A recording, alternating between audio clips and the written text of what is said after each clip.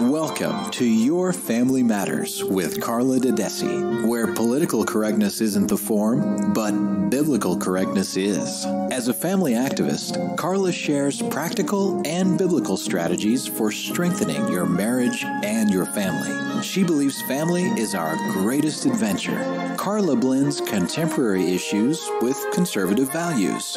From the Freedom Station, WFYL, working for your liberty.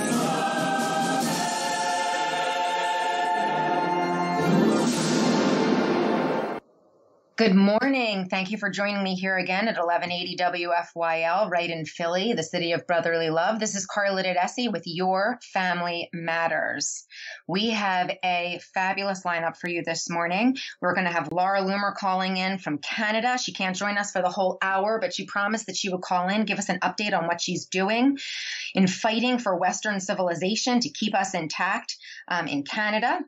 She's going to be calling in shortly. We're going to go over winning with Donald Trump. Remember, our president said that we were going to be winning so much that we were going to say, please, Mr. President, stop winning. We have a headache. And he was going to say, no, we must keep winning. This was such a miraculous, remarkable week for millions of conservatives who came together, and we got the work done for we the people and the United States of America and our representatives. Then we have Rich Pankowski, who's calling in from Virginia. He's going to be sharing with us what he was doing in Louisiana. He and his team were able to organize, link arms, and actually cancel drag queen story time there. So he's going to be calling in and telling us what's happening. And then I'm really excited to talk to actor and producer Nick Searcy. Is going to be calling in from California, the West Coast. That poor man, we're making him get up really, really early. So we have a magatastic hour set up for you all. So let's talk about first winning. Do I even need to share with you some of the wonderful things that have happened this week? First and foremost, we have to talk about Justice Brett Kavanaugh this morning. Yes, justice prevailed after one of the most intense political fights that I've seen in the last 2 decades, with a lot of violence and irrational hate and even a lot of fake news coming from the left. We indeed did have confirmation for Justice Brett Kavanaugh. Last night, I believe, or yesterday, from the Rose Garden, our POTUS 45 confirmed him and spoke to all of us. And he said that Justice Kavanaugh is still the best decision that he has made for Supreme Court. He has had an exemplary career. He said that the rule of law is our nation's proud heritage. It is the cornerstone of our freedom. It is what guarantees equal justice. Remember, on Saturday, by a vote of 50-48, the U.S. Senate upheld that principle and confirmed Judge Kavanaugh's appointment. So excited that we are going to have somebody on the bench who is going to maintain the law as it is written, and he's not going to be legislating from the bench. Remember, this is one of the promises that President Trump said. This is why millions of us voted for him. Remember, he promised that he would vote in Supreme Court justices that were going to be pro-life. Remember, it's very important to millions of us that everyone in this country has the right to life, and that we get back to a culture of life in this country and celebrating all life, no matter how small. So he promised that he was going to confirm and support and bring to us people that were like Justice Antonin Scalia. I always mess up his name, and I shouldn't, because he's a good Italian paisan, so forgive me. But Justice Scalia, and that is indeed exactly what we're seeing with yet another promise made and a promise kept with getting Brett Kavanaugh confirmed. And I want to thank all of you for praying Psalms 40 over him, like the family was asking us, and for just praying and getting this man in, making phone calls. So many of you were reaching out to me and asking, whom do we call? What do we need to do today? There was really a call to action across the whole entire country.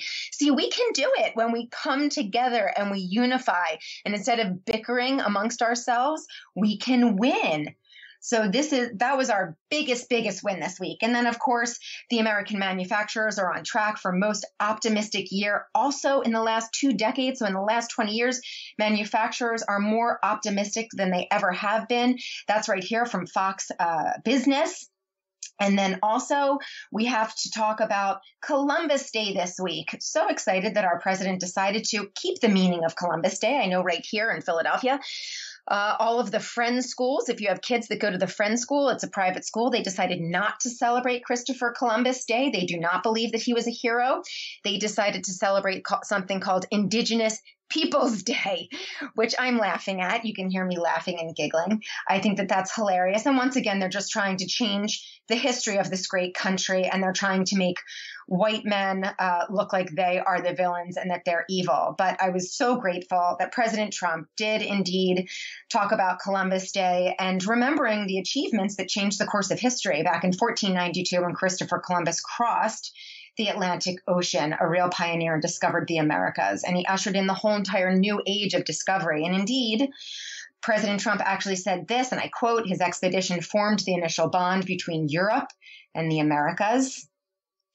And he said that today, in that spirit, we continue to seek new horizons for greater opportunity and further discovery on land, in sea, and in space. America has always been a country of exploration and being the first to discover things. It's in our spirit. It's in our American DNA. So I'm hoping that Laura Loomer is able to join us, and I'm wondering if she's on the phone. She's up there in Canada. She is battling to maintain and fight for Western civilization. She was in Canada with Faith Goldie. Faith Goldie, check her out, is running for mayor in Toronto. She is also a warrior of Western civilization. Both of these young women went to the Carry the Light. I'm just giving you a little bit of information. Carry the Light, that was a free event being put on by an Islamic group. And as they went, and Laura's going to explain to you that this was a free event and it was for the whole entire community. There were newspaper ads for it, that it was a free event, all welcomed. Those are the words that they used: free event, all welcomed, carry the light. And so you have Laura Loomer, who happens to be Jewish. You have Faith Goldie, who happens to be Christian. Neither of these young women were dressed in their burqas, and they were actually kicked out, were not allowed access. So this is blatant discrimination. Were they kicked out because they're women? Were they kicked out because of their religion? But they were kicked out. This happened in Canada just this past Sunday. So Laura, are you on the line with us? I am so excited that Laura is able to call in from Canada. She's hanging out at the airport waiting for her flight back to the States. She's had a very remarkable, probably tiring time in Canada. Tell us what happened in Canada while you were there with Faith Goldie, who happens to be running for mayor in Toronto. Hi, Carla. Thanks for having me on again. Yeah, so this weekend I was in Canada with Faith Goldie, who is a conservative candidate for mayor of Toronto, and we decided to go to the ICNA Carry the Light convention. It was this Muslim convention, this conference, where Linda Sarsour and Siraj Wahaj were speakers. And the event was advertised as being open to the public and free on Sunday. And so what we did is we showed up and we tried to get in. And what happened is when we were inside, they started saying, "Oh, you can't be here. You have to leave." And I was like, "Why?" And they said Muslims only. And I said, "So you're banning Jews and Christians from your event?" And they said, "Yes, Muslims only." And it was all on camera. And in Canada, they have anti-discrimination laws for religious grounds. So it is against the law to ban people from an event simply because of their religion. But what's even more concerning is that this was Sharia caught on camera, and it was enforced by the police officers in Toronto, who then grabbed me by my wrist and escorted me out and created essentially a Sharia no-go zone where protesters could not go. And so meanwhile, you have Linda Sarsour inside, who's calling for jihad against President Trump, and then Siraj Wahaj, who's an imam in New York City, whose kids, three kids were just arrested in New Mexico at the terror compound, where FBI agents say they were training kids to be jihadi school shooters, and they were also planning a terrorist attack at an Atlanta hospital. And this is happening right in Canada, our neighbor right up there up north, that they have jihad against Trump. And they're not, do you think that like you were on Most Wanted? How did they recognize you and Faith? Well, because when we walked in, right, we're not Muslim, of course. And then I started asking them questions. So I was in there. The reason why they didn't want me in there is because I was asking questions. I said, excuse me, but you guys just lost your charitable status this week in Canada for funding terrorists, right? So the Canadians, they actually stripped this organization that was hosting this conference of their charity status because they said they were funding terrorism. So that's another thing. Why on earth were they allowed to have this conference, this jihadi conference in Canada, right, when they were stripped of their charitable status? It just doesn't make sense. It seems like the reasonable and smart, intelligent thing to do would be to actually shut them down instead of letting them have these jihadi conferences where they're advocating things for like Sharia financing. I kid you not. We had somebody go inside the event and walk around undercover and take pictures and get literature. They were handing up literature of things that said what Islam thinks about terrorism. Join your own Sharia financing today. It's a full-blown Sharia jihadi conference that Linda Sarsour, who the Democrats have basically brought on as one of their key activists, was speaking at. So I don't know how this is acceptable, but they kicked me out because I asked them why they're hosting people who have called for the killing of homosexuals. Raj Wahaj is literally on audio recording calling for homosexuals in Toronto, Canada to be killed. Well, and we know that that's in the Quran, that they are, Muslims are the number one opposition and enemy of homosexuals. I mean, we joke and say that they're going to throw them off of buildings, but they really do that. And yet the homosexual community tends to target Christians and tell us that we're unloving. When we want to teach our children that marriage is between a man and a woman, I really think that they should read up about what the Muslim religion or Islam, Sharia, says about homosexuality. Let me ask you this. On Twitter, you have this video up that you're talking to the police and you and Faith are standing outside of this event or trying to get in. I noticed that it's all men around you. Are there women at this event, or is it primarily all Islam? There were women, but they were all wearing their hijabs and burqas and niqabs. And so obviously in Islam, that's an intimidation tactic. Because I'm a Jewish American woman, the men decided to try to silence me by intimidating me and surrounding me, but it didn't work, and I went in. They said, you can't come in, and I went in anyway. I said, I don't care. I'm going inside. I thought that it said free. I thought everything said free, all welcomed. I thought that's what it said. Exactly. And I said to them, you guys constantly attack Western civilization. You come in here, you're invaders. That's what you are. You're invaders. You're invading Western civilization. And then your groups are criticizing people like Trump for his so-called Muslim ban, which isn't even a ban. But then meanwhile, you're actually banning Jews and Christians from your events, right? So they're just hypocrites to the fullest extent, and it's just pure manipulation, and they were fully exposed. And I've had several lawyers actually contact me and reach out to me since this happened, because what they did at the conference yesterday was actually against Canadian law. It's actually a hate crime based off of Canada's laws. ICNA and ISNA, these Islamic organizations, Islamic councils of North America, they actually committed a hate crime against me, a Jew, and Faith Goldie, a Christian, yesterday by banning all Jews and Christians from their events. I'm going to miss you on the rest of my show. I'm going to feel a little lonely without you, but I have to run, and be safe. Great. Well, thanks for having me. So there we have it. Laura Loomer is defending all of our Western civilization, really, really brave activist. And it's very evident to me, the more that I read and the more that I am talking with Laura, and we have actually Rich Pinkowski waiting on the line with us for Warriors for Christ, that the Democrats consistently are linking arms with Islam and Sharia law, which is against Judeo-Christian principles and definitely anti-women.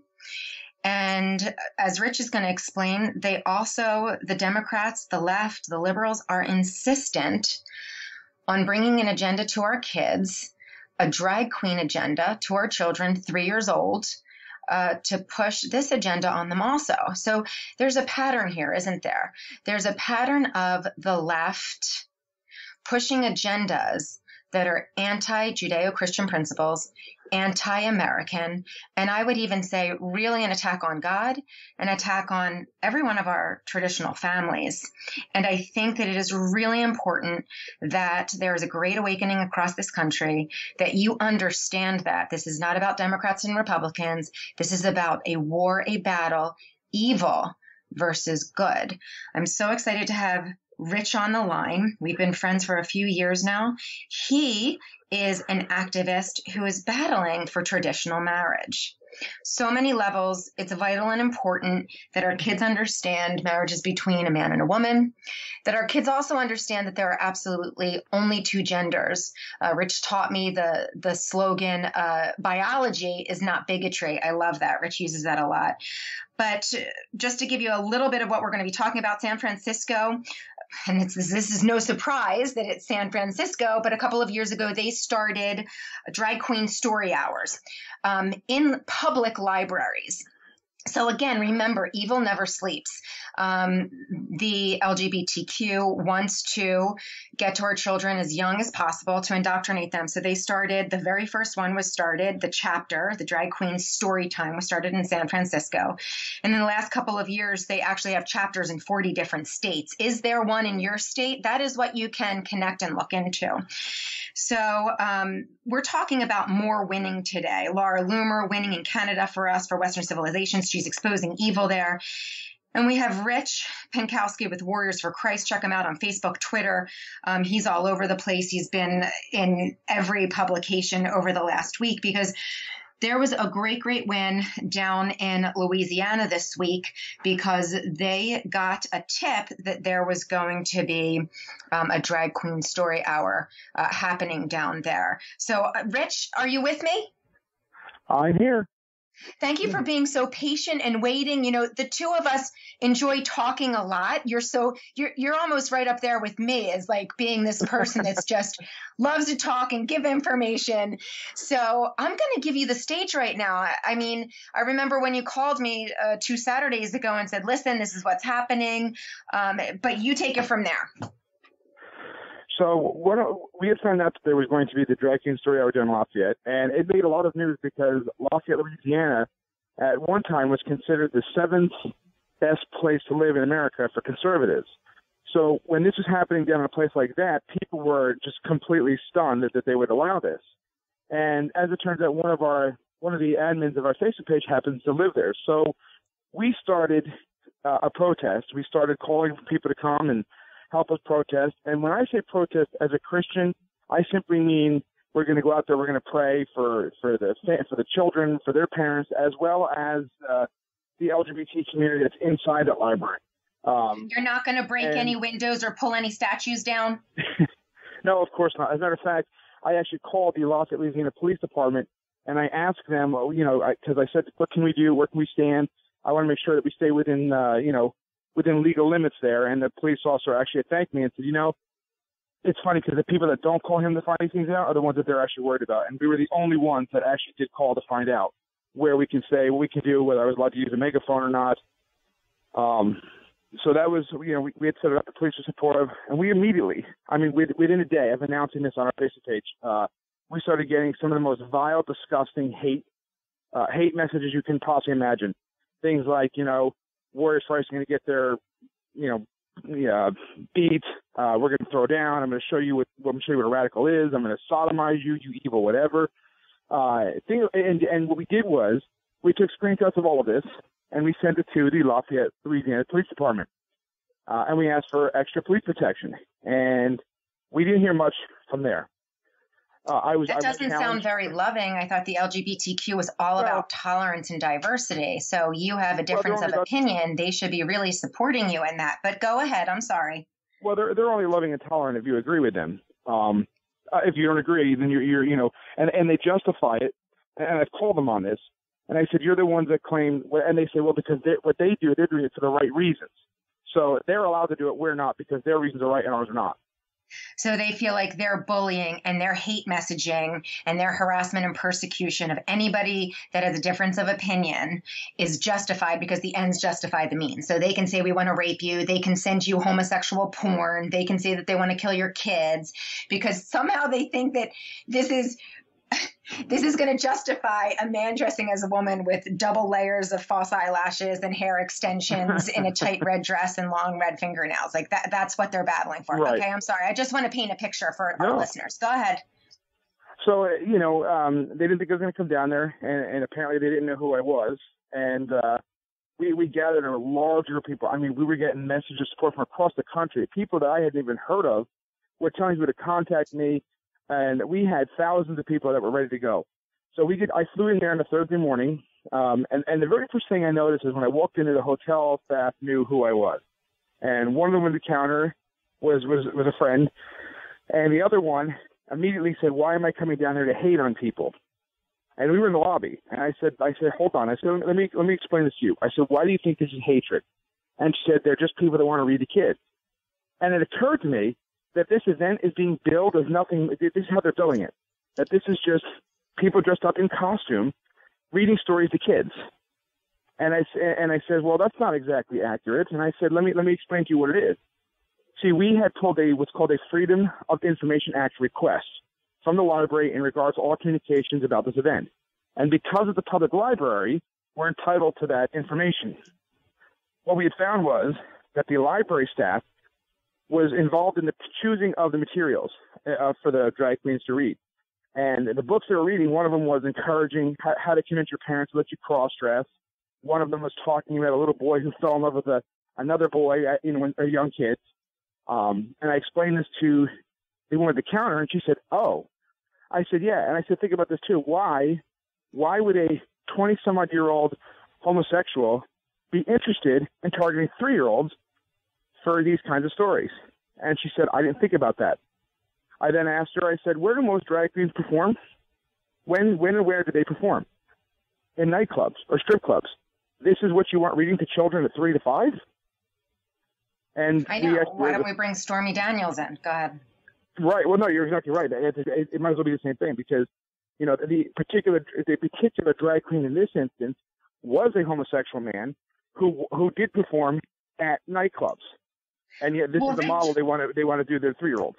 When I've all the research that I've done, because we had a drag queen story hour here in June for Pride Month at the Philadelphia Please Touch Museum, and I'll share with you that what they were doing there is they were only reading books about boys that dress in girls' dresses. That's all the books that they were reading to them, and then they actually changed the lyrics to the Wheels on the Bus Go Round and Round, such an adorable little song, to the drag queen's hips go swish, swish, swish. And so I'm watching this video, and all these precious little 3-year-olds are standing up with this man who is clearly a man dressed as a woman, a freakish woman, by the way, because that's what drag queens are. I don't know the deep, there's a lot of deep issues going on, but standing up, and he's showing all these 3-year-olds how to swish, swish, swish their hips like a drag queen. So this is absolutely indoctrination. They're not reading Curious George. That's not why they're putting exactly. this on. And it's funny it's Curious George because that's precisely what I said. I said, you think that they're dressing up in costume and characters. I said, and reading Curious George, and that's not the case here. I said, if it was like that, listen, if I want to, when we go to church, we have our youth meetings. We don't talk about at 3 to 5-year-olds? Sex and sexuality. And do you know why we don't do that? Because they're 3. Right. It's utterly inappropriate. We talked to them about David and Goliath, Samson.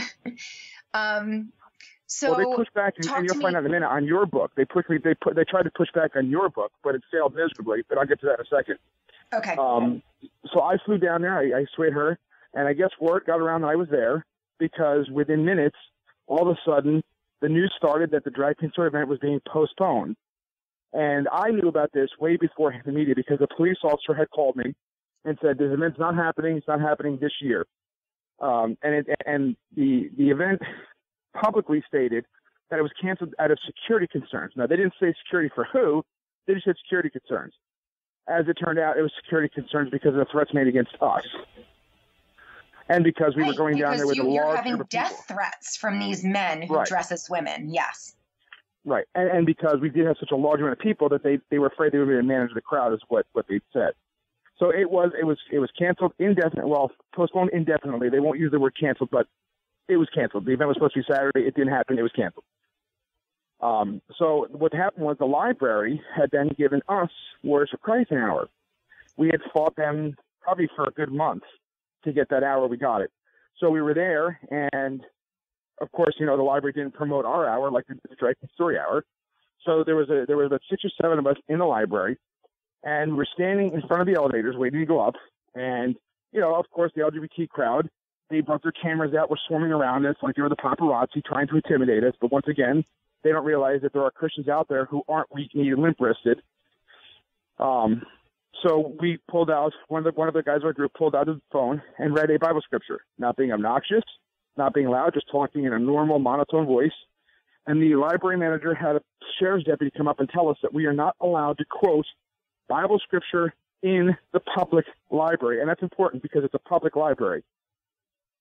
And it's your constitutional right. It's your freedom of speech in a public space. Yes. That's right. And we asked for the manager to come, and I said, I asked the officer, can you tell me what statute that is? And he said, there's no law. It's just library policy. So the manager came up, and she told us that quoting scripture, even amongst ourselves, is considered a form of proselytizing, and proselytizing is banned in the library.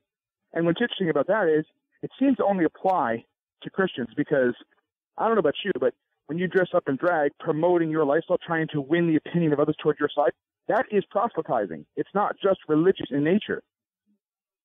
So it's interesting. When you and I talked, I love your quote that you shared with me where you said, listen, drag queens, this is a secular philosophy, religion that they are pushing and trying to indoctrinate on our children. And if that is what they are doing, and it's in a public library, you have said that you don't care if they do it at the private fraternity because this is the Louisiana State, I believe, LGBTQ fraternity that wishes to do this. You can't combat that there if it's on private property, but on public property, Rich, you are able to combat this unless they also allow you to share your philosophy and religious thoughts on the topic of genders, let's say. Right, and that's exactly what we did. We brought your book with us, so we finally, after I got the pamphlet citing the policy, I said thank you to the library manager and went up to our private room. Well, there was 10 of the drag queen supporters there waiting for us, and I felt at the time I was praying in my head, and I said, okay, God, what do you want us to do? Mm-hmm. And it occurred to me, you know what? Let's reach out. Let's have a conversation. So I stood up, and I said, you know what? You're all here. I said, you're all here. You all know who I am. Let's have a conversation. And one of the people in that room, and I did not know this at the time, was the vice president of that particular fraternity. I didn't know that. And we have it on video. And what happened was you could see there was 2 of them there that were just very, very hateful, very vitriolic. And we've learned a lot and how to teach people how to push back on them. So they kept making the typical arguments of, if you love your neighbor, that homosexuality wasn't really meant what it meant in the Bible, that Jesus didn't really understand, loving committed relationships. And your book in particular, one of the women put your book up and said, is this appropriate for your daughters? And she was trying to catch me because I guess she realized, that I had a 2-year-old, I had a 4-year-old, but she didn't realize I had a 15-year-old, a 14-year-old, and an 8-year-old. And she says, is this appropriate for your daughter? And I said, I don't know, which one? I said, I have a 15 and 14. Which age group would you like to target? Which one are you talking about? And she had no answer for that. But I said, the difference here is your book is not teaching kids about sex and sexuality. Matter of fact, your book talks about marriage wisely, not in a sexual capacity at all. It's just talking about finding the right person to marry. Right. And they accused us of making everything about sex, and then went on this whole tirade of how marriage is nothing more than sex. And I said, wait a second. Yeah, they have the wrong definition of it. Right. Well, and of course, it was the love your neighbor stuff and everything else. And again, we caught this all on camera. But at the end of it, and I didn't realize at the time, but at the video, people were texting me, how are you not getting angry with them? And it was a way for us to show them this is how we demonstrate the love of Christ while opposing that particular lifestyle.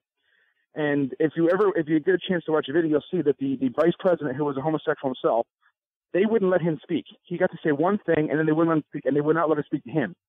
It was so almost they even bully their own men. They even bully their own. Right. And what it was it's because we looked at him, and all of us were in agreement that he looked convicted.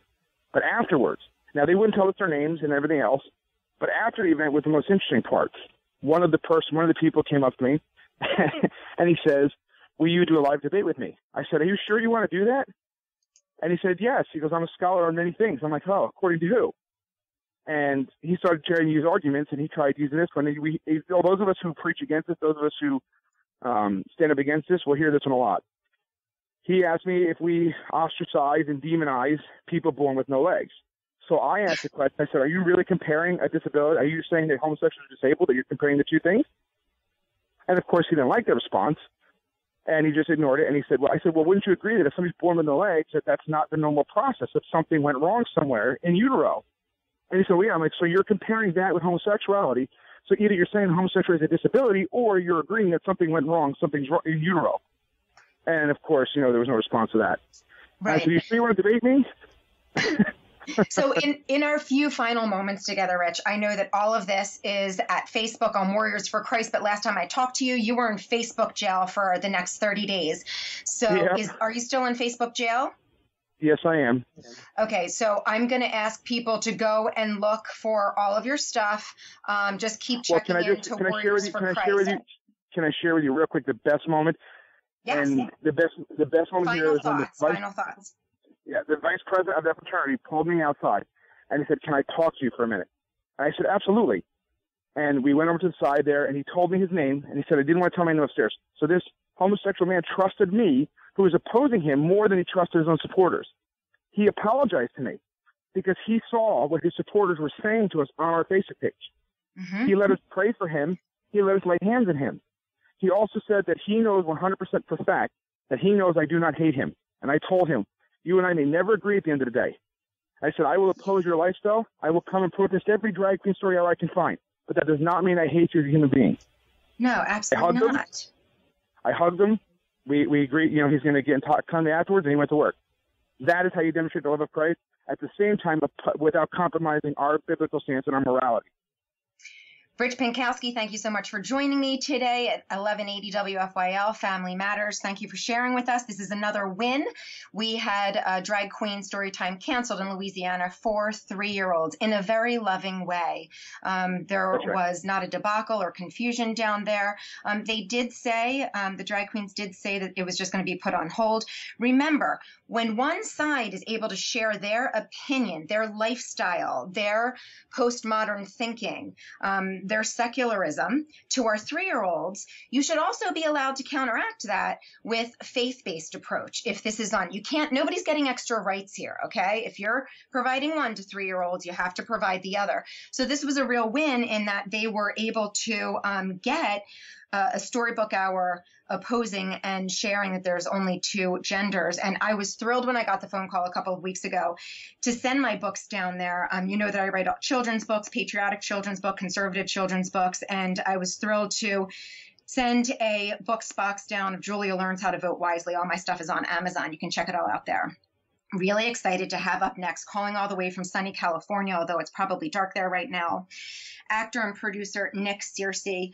He is doing a remarkable job in all things, but he's calling in today to talk to us about the Gosnell movie, of which he's a producer and also acting in it. But let me share a little bit about Mr. Searcy. He has a consistent presence in film and TV for 25 years. He starred in independent films as well as studio blockbusters, including Moneyball, The Last Song, Ugly Truth, Dead Girl, Runaway, Jury. There's so many more that I could share with you, but I want to get right to him. And historically, on December 27, 2017, Mr. Searcy became the biggest Hollywood star ever to guest host the popular Rush Limbaugh radio program. I adore Rush. I also adore his son, David, as well as the first Hollywood star to guest host for Rush and appear in the Best Picture winner in the same year. This man, I believe maybe a legend, has 5 films that were Oscar nominated for Best Picture. Prince of Tides, I know you recognize that. The Fugitive, Moneyball, Shape of Water, 3 Billboards Outside Ebbing and Missouri. The Shape of Water is a Best Picture winner. This is a very talented man. We are so grateful that he's on our side. Mr. Searcy, did you have your coffee? I have not had my coffee yet. No, I haven't. But I have a feeling that you're probably one of those people that doesn't need coffee to get started. But share with us a little bit about the Gosnell movie. I'll share with you that at the time, I was living about 5 blocks from 3801 Lancaster Avenue. My husband was a resident at the time at Penn. I was working at Penn. And so when this all hit the fan in 2010, the community was shocked and mortified. I don't care if you were a Democrat or a Republican. Everybody was mortified that this house of horrors was happening right there at 3801, and none of us knew what was happening. What's shocking to me is that a lot of people do not know about Dr. Gosnell still, and that's why I'm so grateful and thanking you for all you're doing to touch this and blow this out of the water. And I actually had do you know who Susan B. Anthony List is? She actually endorsed your movie, Marjorie Dannensfelder. Largest pro-life organization. Yes. Okay, so she and I are friends, and I had a huge fundraiser for her at the Union League here on Broad Street because we were getting the word out about Gosnell. We did that back in 2012 when the documentary hit. So I'm going to give you the airspace now, because share with me, what was it like doing this movie? Why did you decide to do it? Well, when I was first approached, of course, to direct the film, the first thing I did was read the script, and the script itself was just so revelatory. There was just so much information in the script that I did not know, not only about that clinic, which was horrible, which was a really vile sort of what the police called it at that time was a house of horrors.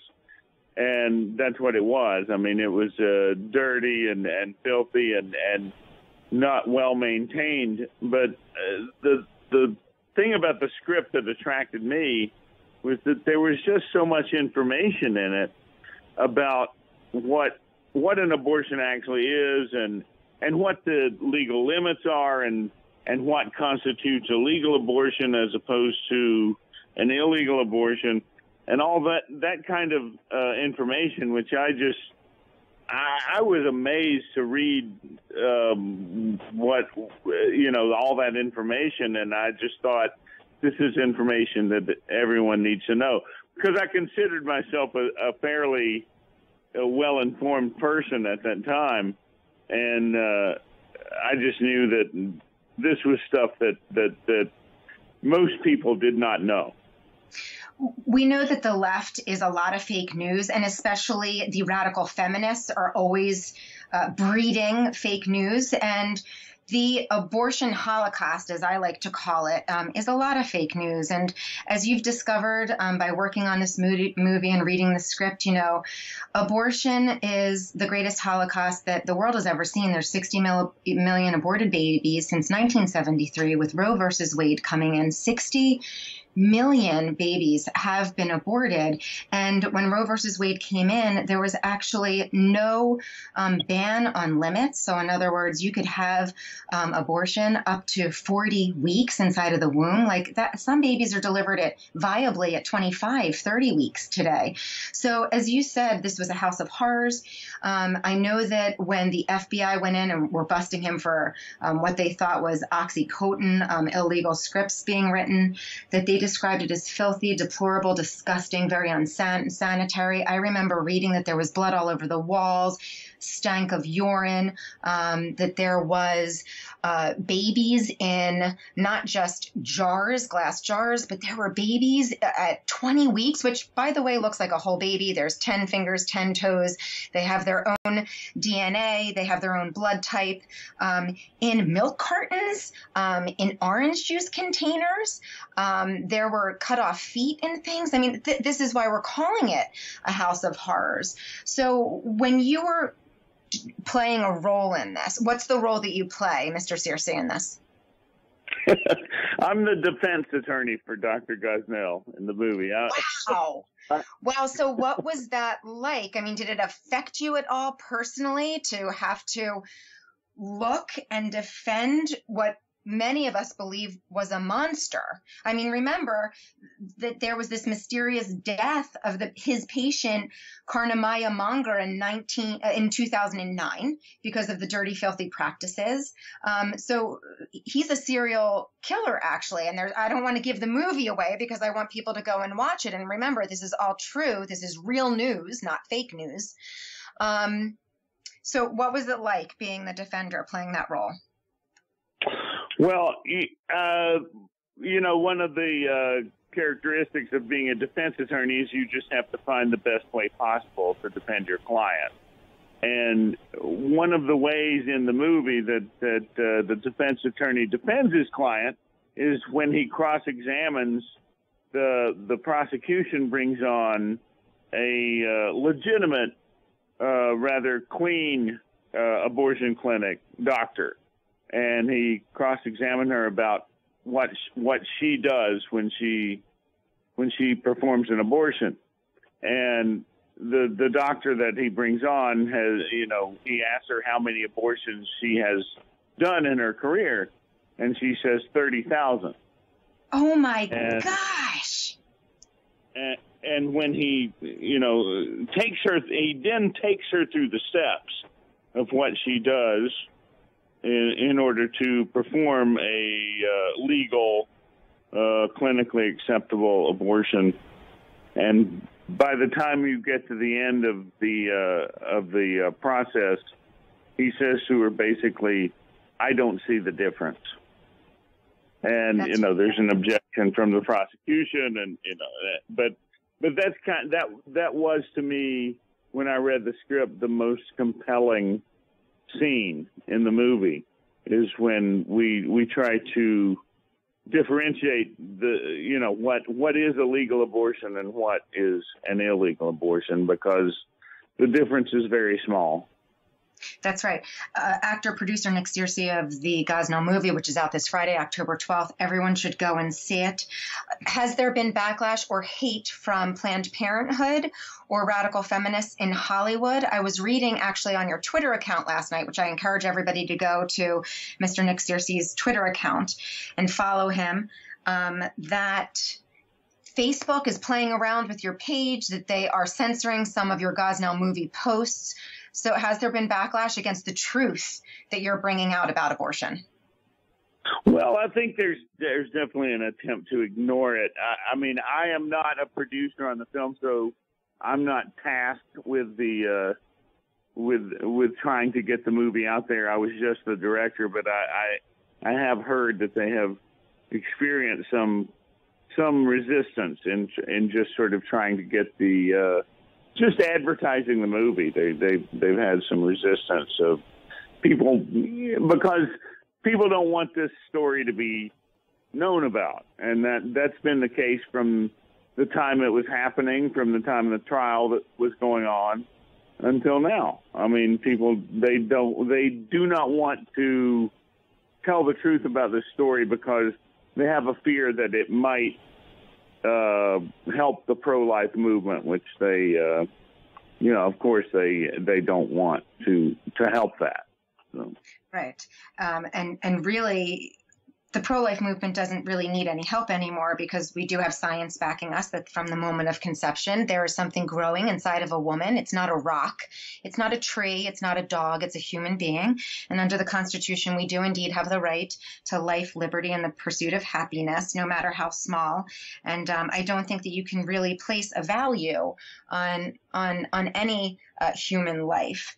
So when the other side talks about having a choice, I always say, but where's the choice for the baby that's growing inside, or the father of the baby, or the grandparents of the baby?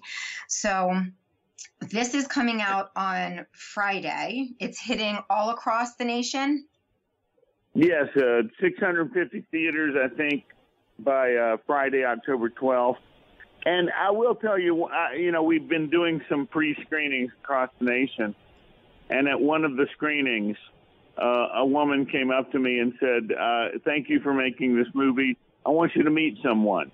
And she brought up a younger lady, and she said, "This is my baby. And when I was 17 years old, I was pregnant. A lot of people encouraged me to have an abortion. I did not. I had the baby and I gave her up for adoption. And then 20 years later, this lady found me. And you know, I just want you to meet her. And thank you for sharing this kind of thing. Yeah, this kind of thing is not uncommon. I mean, there's a lot of people with stories like this that have approached us after these screenings, and it's a very, very moving and powerful thing to meet these people. And I was just having lunch yesterday with a girl who said, and we were talking about this movie, and she said, you know, my mom was pregnant with me and she wasn't married. And my father at the time liked to party and drink a lot. And she was absolutely going to abort me. And I'm assuming this girl was about 30. So we're going back to the 90s. And thankfully her aunt and uncle begged her mother not to abort. Rachel was this girl's name. And they now have Rachel, and I was sitting and having lunch with her yesterday, and her parents did get married, and they worked through some stuff, Mr. Searcy, and now there's 3 more kids, so there's 4 kids to this family, and I just think that this movie is a great gift because you are going to hear a lot of celebration of life stories coming out. On the left, all you hear is that there's only one choice for women, and that's abortion, period, end of story. That is not the only choice. In fact, if they choose to leave a legacy of life, Mr. Searcy, we actually are caring for the woman and the baby. We want to care for both lives. We really believe that it's the strong woman who chooses life for her child.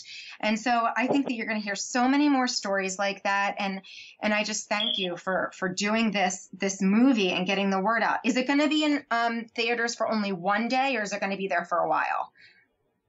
No.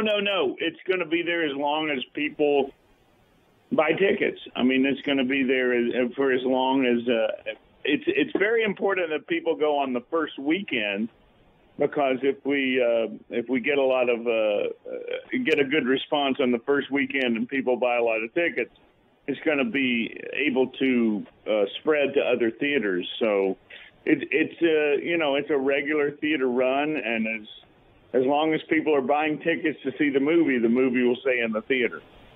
And you have a ton of A-listers in this. I know that Dean Cain, who was the former Superman, right, is playing an FBI agent in this? Well, he plays a Philadelphia police detective. Yes. He's the man that went in. The detectives went in to try to discover the drug trade that Gosnell was perpetuating, and then they discovered the horrors after they went in. So he's the Philadelphia police detective who found out about the illegal abortion. My understanding is that when the police detectives went in, that there was a waiting room full of women that were drugged, that appeared very sickly, that his nurses, and I say that with air quotes, you can't see me, but I'm using air quotes, the nurses that were there weren't able to provide what the women in the waiting room were on, what kinds of drugs they gave to them. I believe that Dr. Gosnell, I don't even like to call him a doctor, the serial killer Gosnell, actually was taking $1,100 to $1,500 cash to do late-term abortions.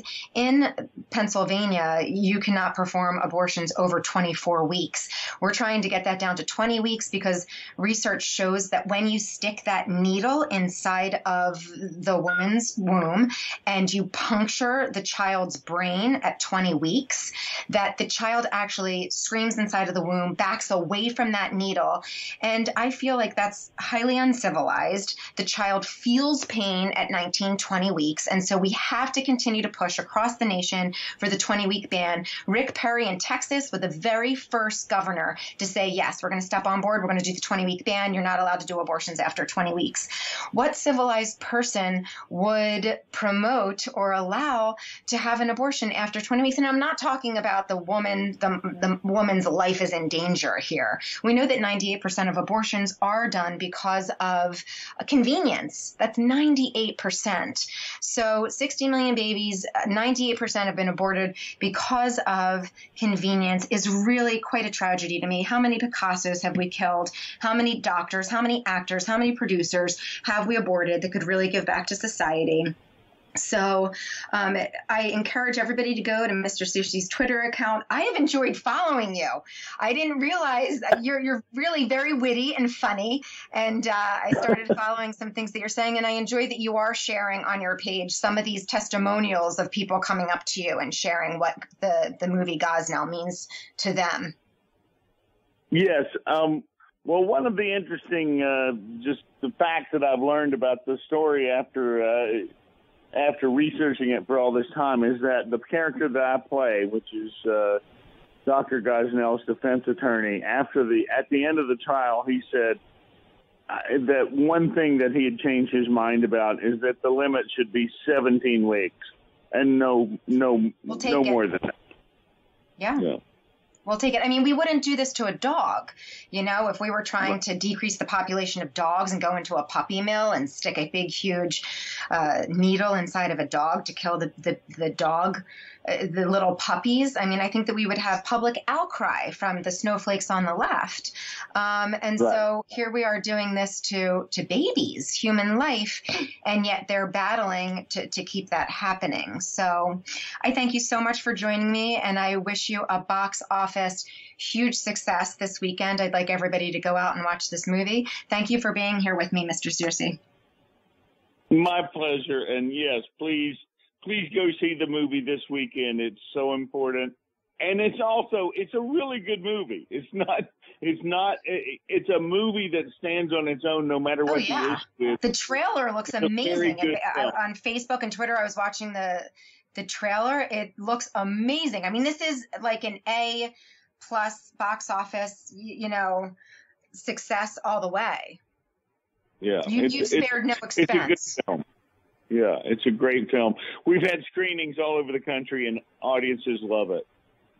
And it's not something that you can't watch. It is not gory. It is not upsetting, except that the subject matter is upsetting, but the movie does not rub your face in the horrors.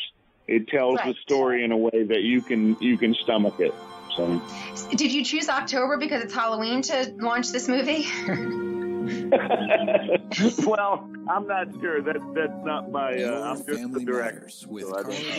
Thank you so much. We have to leave. I hope that you all join me back here next Wednesday. Remember, this will be up on podcast. We're going to have Sam Sorbo with us next week for real. I know that I keep saying that, but there's other important things that are happening, and Laura Loomer will be back with us. Or on Facebook, Twitter, or YouTube.